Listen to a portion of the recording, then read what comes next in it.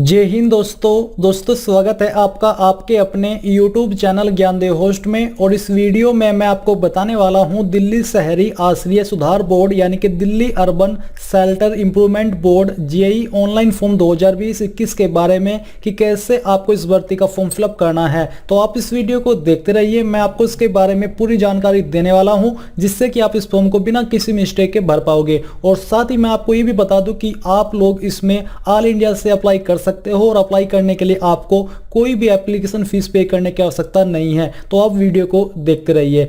अब दोस्तों मैं आपको बताना चाहूंगा अनअकैडमी के बारे में, जो कि इंडिया का लार्जेस्ट लर्निंग प्लेटफॉर्म है जहां पर आप अनअकैडमी को ज्वाइन करके इसके प्लस फीचर्स का फायदा उठा सकते हो, जिसमें कि आपको लाइव क्लासेस दी जाएगी इंडिया के टॉप एजुकेटर के माध्यम से। घर बैठे बैच कोर्सेज मिलेंगे, unlimited access to all courses मिलेगा और जो आप यहां पर अन्य फीचर देख पा रहे हो इन सभी फीचर्स का फायदा आपको अनअकैडमी प्लस के साथ मिल जाएगा। इसके अलावा मैं आपको बता दूं कि अनअकैडमी लेकर के आया है अनअकैडमी ACE CTT 2021 एक कंप्लीट फ्री रिवीजन कोर्स, जिसमें कि आपको बेसिकली 16 दिसंबर से लेकर के 16 जनवरी 2021 तक फ्री यहां पर रिवीजन कोर्स और इंपोर्टेंट क्वेश्चन कराए जाएंगे, जो कि आपको इंडिया के टॉप एंड बेस्ट एजुकेटर के माध्यम से कराए जाएंगे। किस सब्जेक्ट की प्रिपरेशन आपको किस टीचर के द्वारा कराई जाएगी उसकी जानकारी आप यहां पर देख सकते हो। आपको सभी के नाम यहां पर दिए गए हैं। इसके अलावा दोस्तों Unacademy TET T20 daily test form भी यहां पर कराए जा रहे हैं टॉप एजुकेटर के माध्यम से, जिसमें कि आपको रोजाना प्रैक्टिस टेस्ट कराए जाते हैं इन सब्जेक्ट को लेकर के, जिन सब्जेक्ट के नाम आप यहां पर देख पा रहे हो। और ये जो आपकी क्लासेस है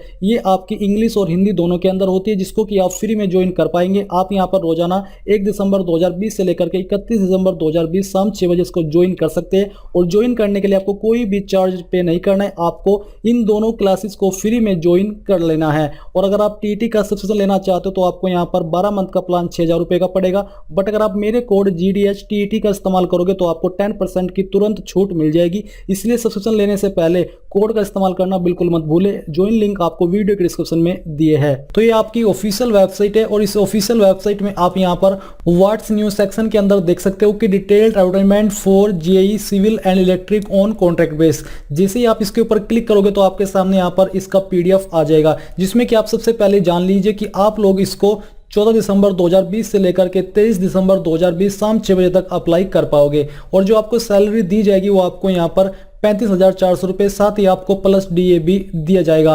और जो आपकी वैकेंसी निकाली गई है वो जूनियर इंजीनियर सिविल के लिए 85 है, जूनियर इंजीनियर इलेक्ट्रिक के लिए 15 है, जो कि कुल मिलाकर के आपके 100 पद हो जाते हैं। कैटेगरी वाइज वैकेंसी डिटेल आप यहाँ पर चेक कर सकते हो। इसके अलावा अगर क्वालिफिकेशन की बात करें तो अगर आपके पास डिग्री या फिर डिप्लोमा है दिए गए डिसिप्लिन के अंदर तो आप इसमें अप्लाई करने के लिए एलिजिबल हो। जैसे कि जूनियर इंजीनियर सिविल की पोस्ट पर अप्लाई करने के लिए डिग्री इन सिविल इंजीनियरिंग या फिर degree in civil engineering with 2 years experience, यानी कि आपके पास या तो डिग्री होनी चाहिए या फिर आपके पास डिप्लोमा होना चाहिए। और डिप्लोमा से अगर आप अप्लाई करोगे तो आपके पास 2 साल का एक्सपीरियंस भी होना जरूरी है। इसी के साथ दोस्तों यहाँ पर आप देख सकते हो कि किसके लिए कितनी क्वालिफाइंग परसेंटेज रखी है अप्लाई करने के लिए। जनरल के लिए 50 है, OBC के लिए 48 है और SC/ST के लिए 45 है। एज लिमिट आपकी UR यानी कि अनरिजर्व्ड यानी कि जनरल के लिए 18 से 27 साल के बीच है, OBC के लिए 18 से 30 और SC/ST के लिए 18 से 32। इसके अलावा गवर्नमेंट रूल्स के अकॉर्डिंग जो आपको छूट दी जाती है उसको मिलाकर के यहाँ पर जो आपकी OBC SC/ST कैटेगरी है इनको ये जो एज लिमिट है यहाँ पर दी गई है।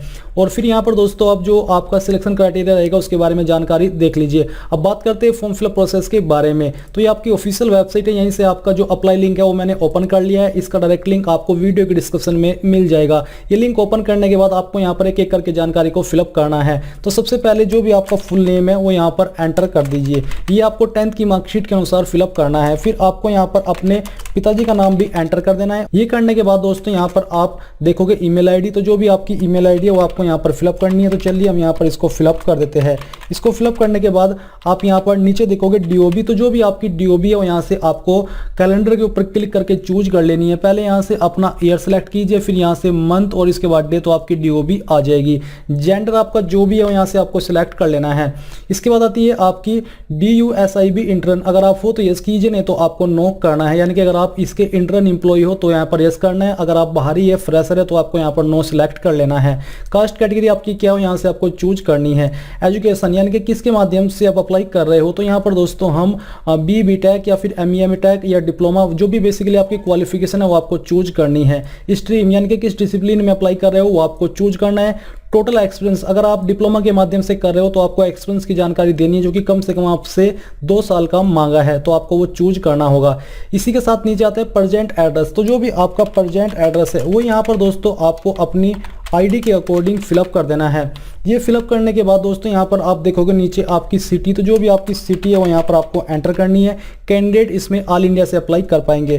फिर यहाँ पर दोस्तों आपको अपनी स्टेट चूज कर लेनी है। अब आपके जो पोस्ट ऑफिस और डिस्ट्रिक्ट का पिन कोड है वो यहाँ पर आपको एंटर करना है। हाउस नंबर, स्ट्रीट नंबर, अब ये सामने आपके परमानेंट एड्रेस की जानकारी है। अगर आपका प्रेजेंट एड्रेस और परमानेंट एड्रेस सेम है तो यहाँ पर सेम जानकारी फिलअप कर दीजिए, नहीं तो आपको अलग से अपना परमानेंट एड्रेस यहाँ पर फिलअप करना होगा।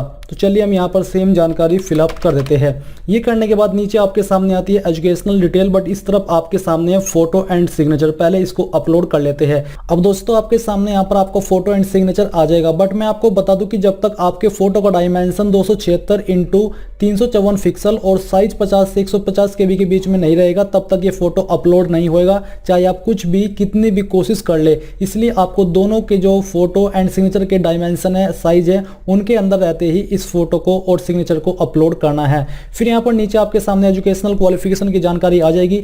सबसे पहले आपको 10th की जानकारी भरनी है, तो आपने 10th किस ईयर के अंदर की है आपको वो ईयर यहाँ पर खुद से एंटर करना है। इंस्टीट्यूट नेम के अंदर आपको अपने कॉलेज या फिर स्कूल का नाम एंटर करना है। किस बोर्ड से की है उस बोर्ड को यहाँ पर आपको एंटर करना होगा।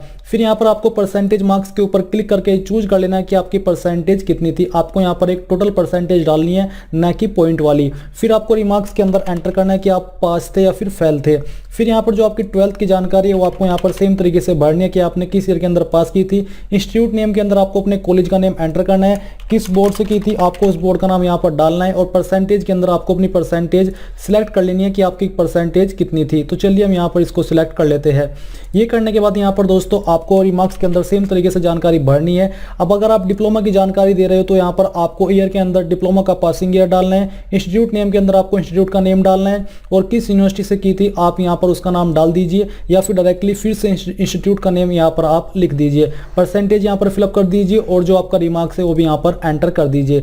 अब आती है आपके सामने BTech की जानकारी, तो आपने किस ईयर के अंदर पास की थी वो आपको यहाँ पर एंटर करना है। इसके बाद किस इंस्टीट्यूट से की थी आपको उसका नाम आपको देना होगा। अगर आपने डायरेक्टली यूनिवर्सिटी से की है तो आपको दोनों के अंदर इंस्टीट्यूट और यूनिवर्सिटी के अंदर अपनी यूनिवर्सिटी का नेम डाल देना है और परसेंटेज यहाँ पर आपको सभी सेमेस्टर की मिला करके एंटर कर देनी है, यानी कि चूज कर लेनी है। और रिमार्क्स आपका क्या था यहाँ पर आपको एंटर करना है। अब नीचे आती है आपके सामने वर्क एक्सपीरियंस की जानकारी। अगर आपके पास एक्सपीरियंस है, अगर आप डिप्लोमा के माध्यम से अप्लाई कर रहे हो तो यहाँ पर आपको इंस्टीट्यूट और ऑर्गेनाइजेशन का नेम देना है जहाँ पर आपने काम किया है, किस तरह का आप काम करते थे, आपके वर्क का नेचर क्या था वो आपको लिखना है और किस डेट से आपने वो वर्क ज्वाइन किया था वो डेट आपको यहाँ पर डालनी है, कब तक किया था वो डेट यहाँ पर आपको एंटर करनी होगी। इसके बाद यहाँ पर नीचे राइट अबाउट योरसेल्फ, अगर आप अपने बारे में कुछ यहाँ पर लिखना चाहते हो, बताना चाहते हो तो आप यहाँ पर 500 कैरेक्टर के अंदर बता सकते हो, नहीं तो आपको यहाँ पर इसके ऊपर टिक करना है। टिक करने के बाद जितनी भी जानकारी आपने यहाँ पर भरी है इन सबको एक बार चेक करना है और फिर आपको नीचे आकर के सबमिट के ऊपर क्लिक करना है। सबमिट के ऊपर क्लिक करने के बाद यहाँ पर दोस्तों आपके सामने अपलोड डॉक्यूमेंट्स का सेक्शन आ जाएगा। साथ ही जो आपका रजिस्ट्रेशन है वो हो चुका है और आपको आपकी एप्लीकेशन आईडी मिल चुकी है। सेम जानकारी आपको मैसेज के माध्यम से आपके नंबर पर भेज दी गई है। अब आपको यहाँ पर सबसे पहले अपना एज प्रूफ के रूप में 10वीं का जो सर्टिफिकेट है, मार्कशीट है, वो अपलोड करनी है। आपको चूज फाइल के ऊपर क्लिक करना है और जहां पर भी आपका सर्टिफिकेट है वो यहाँ से आपको अपलोड करना है, बट ध्यान दीजिए कि जो उसका फॉर्मेट है वो PDF का होना चाहिए। फिर आपको यहाँ पर अपलोड नाउ के ऊपर क्लिक करना है। इसके ऊपर क्लिक करने के बाद आपकी फाइल यहाँ पर अपलोड हो जाएगी। फिर अगर आप इस फॉर्म को SC ST OBC से फिलअप कर रहे हो तो आपको अपना कास्ट सर्टिफिकेट यहाँ पर अपलोड करना है। इसके अलावा आपको डिग्री डिप्लोमा का जो सर्टिफिकेट है वो भी आपको यहाँ पर अपलोड करना है। इसमें आपको बोला है कि आपको सभी रिलेवेंट सर्टिफिकेट जो कि आपके डिग्री डिप्लोमा के हैं वो आपको एक PDF के अंदर मर्ज करके यहाँ पर एक फाइल के अंदर अपलोड करने हैं। इसके बाद अगर आप एक्सपीरियंस की जानकारी दे रहे हो, आपने दी है, तो आपको उसका सर्टिफिकेट भी यहाँ पर अपलोड करना है। ये डॉक्यूमेंट्स अपलोड करने के बाद आपको कहीं पर कोई सबमिट करने की आवश्यकता नहीं है। आपका फॉर्म कंप्लीटली फिलअप हो चुका है क्योंकि इसके आगे कोई भी प्रोसेस नहीं है। अब अगर आप यहाँ पर इसके ऑफिशियल नोटिफिकेशन पर आओगे तो आपको अप्लाई का जो प्रोसेस है उसके बारे में जानकारी जानकारी जानने को मिल जाएगी। बेसिकली आपको जब एडमिट कार्ड इशू किया जाएगा उसके बारे में आपको वहां पर डॉक्यूमेंट जो वेरिफिकेशन होगा वहां पर आपसे सभी डॉक्यूमेंट्स लिए जाएंगे। आप यहां पर नोट फर्स्ट के अंदर देख सकते हो और नोट 2 के अंदर भी आप जानकारी रीड कर सकते हो। इसमें अप्लाई करने के लिए किसी भी कैटेगरी कैंडिडेट को कोई भी फीस पे करने की आवश्यकता नहीं है, इसलिए जो आपका फॉर्म है वो कंप्लीटली फिलअप हो चुका है। आपको इसके बारे में मैसेज के माध्यम से जानकारी भेज दी गई होगी। तो दोस्तों इस प्रकार से आप Delhi shelter home junior engineer online form 2020-21 को भर पाओगे। आई होप ये जो प्रोसेस है वो आपको पसंद आया होगा। अगर आपके सामने कोई प्रॉब्लम आ रही है